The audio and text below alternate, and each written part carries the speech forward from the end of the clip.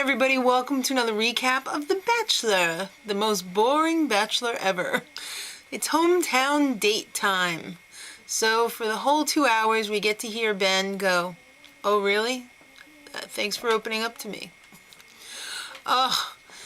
First stop, Florida, to see Lindsay. She likes horses, and he kind of does too. So she shows up again on a horse, and they seem pretty happy to see each other. She unhooked the horse from her saddle and hooked it up to like this chariot so that he could drive it around. They had a little picnic. She tells him that, "Oh, I was gonna marry my last boyfriend, but I didn't." I don't know why they keep like dwelling in the past. Why don't they just be like, "Oh, I'm glad you're here," and blah blah.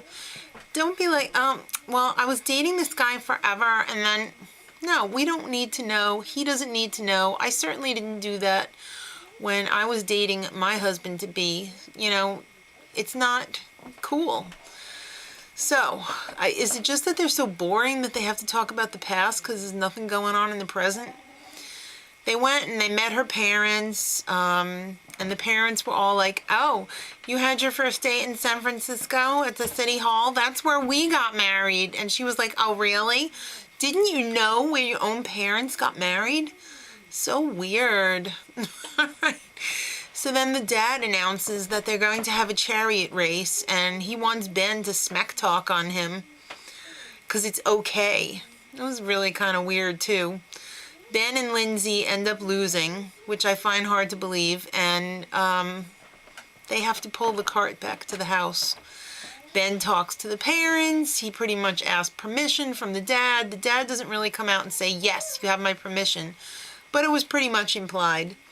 Then they have a little campfire toast, and then at the end of the date, she goes and walks him out to the car, and they really don't have anything to say. It's pretty awkward. So they fill up the time by making out. And then at the end, his little snippet, he might be falling in love. I don't think so. All right, so time for Tennessee with KCB. They went to a field, I guess it was a baseball field, that was named after her grandfather because he did a lot for the town. And she shows up with a marching band, twirling her baton, because as we all know from the first date, she's a baton twirler. It's special. All right, when she told the story about how her grandfather died, and then her grandmother was like, "I don't think I'm going to make it till Christmas," I was crying my eyes out and thinking, I hope she doesn't get the rose because she doesn't deserve all of this caveman monkey face. I'm sorry. He is just such a mimbo. I can't even take it. She deserves way better than he does, than he is. All right. So she warns him, "My dad doesn't drink and he makes wine." Not quite a good fit here. They go and they meet the parents and the sister. Dad looks kind of old. Mom is looking pretty hot, except for the wacky hair and glasses. She looked really young. I have a feeling that Casey's going to age very well. Looks like she's got the same genes as her mom. Ben talks to the dad, and the dad is like, "Don't hurt my daughter." And he's like, "Yeah, okay." And then the mom is like, "I don't want you to live together." And he's like, well, we'll see." And then when she talked to her dad, he was like, "You're going to get your own place, right?" "Yes, Dad, I'm definitely going to get my own place." Dad said he wouldn't give his permission. And you know what? I can't freaking blame him because Dad is smart. And Dad has morals. And he sees what's going on with these other ladies, and I use the term loosely. He doesn't want his daughter to get caught up with the other pigs. And now KCB's worried that everything's going wrong because her family really does not like him. They welcomed him into their home, but they see what's going on. They're not stupid. And I agree with them. I'm sorry. All right, so it's Texas time. Nikki. They went and they bought some boots and cowboy hats so they could fit right in for the Texas picnic. And then she was like, oh, I've been divorced before. But he knew that.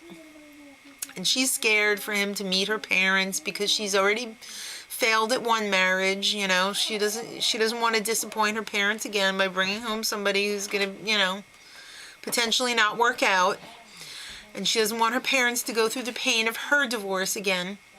So they meet the parents and the brother, and her parents are divorced. And Ben thinks like this is the greatest thing ever because everyone's getting along, and isn't divorce great? And it was, again, kind of weird. Mom likes him right away. And Dad was a little slower to warm up to him, but in the end, he said that he was happy for her. I think they just want her to get out of the house because, and out of, you know, their responsibility because she's old. She's in her late 20s. She needs to be in a relationship and out on her own. I mean, I'm sure she doesn't live at home with her family, but you know, they want to get rid of that mental responsibility. They don't want to worry about them dying and she's going to be all alone. So, isn't that a depressing thought?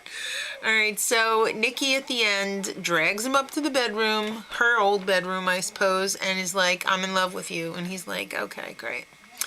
So now Arizona for Courtney. They go right to meet the parents. They switch it up a little bit. And the parents and the sister. The sister's a carbon copy of the dad. Courtney's the rat-faced carbon copy of the mom. Oh my God, I see exactly where she gets it from. The mom was making faces. The only difference was mom knows how to pluck her eyebrows the right way. And Courtney definitely needs to get rid of the monobrow. All right, Dad asked Ben if he's willing to gamble on marriage. I guess it was a yes. The family approves. You're approved. And they drink on it. Then they leave and they have a little picnic in this place where people get married. Oh my God, look at that. What a coinkydink. It's set up for a wedding and there just happens to be a mediator over there. Here's a notebook. Why don't you write some vows in 5 seconds and then put on this like paper bow tie, and I've got some rings made out of, I don't know what they were. It looked like little grapevine things, like a little grapevine wreath from the Michaels or AC Moore. So he wrote some decent vows. I was surprised. It seems like he really likes her. She, however, did not write her own vows on the spot there. I saw she was reading from a card that was on top of the notebook. So, and hers were pretty lame. They're like, I'm looking for love. Yeah, okay, but what's that got to do about vowing? All right, so then the guy fake marries them. They put on the ring. They play house. They leave in a Chevy Suburban that says, like, almost married. It's not going to work out, kids. So she says she's in love with him, and he goes home. Now it's time for Chris Harrison to earn his money this season. He has a little chat with Ben, a little recap of the pigs, and he makes a point of saying that he's got to live with his fiancée. It's expected, so that's when the red flag went up. KCB's going home. I knew for sure right then and there. So it's time for the rose ceremony, and sure enough, Courtney gets the first rose, second to Lindsay, and third to, Nikki. That means that KCB is out. You know what, KCB? Your parents wouldn't let you be a slut, and you should thank them for it. You should thank them for it, because it wasn't happening with him. He just would have led you down the wrong path, girl, and you would have ended up even worse off than you are now. But she kind of freaked out when she was in the limo, and she was like, what just effing happened? Potty mouth. You know what just happened? You were effing saved. Saved from the heartache of much worse down the road. Next time they're going to Switzerland, and he effing loves that country. Who wouldn't, right? All right, so then the little snippet at the end, we find out that Courtney didn't fall far from the tree. Dad likes to go skinny dipping in the pool too. And he really wasn't surprised that his daughter was a slut. Excuse me. All right, kids, till next time. Much love.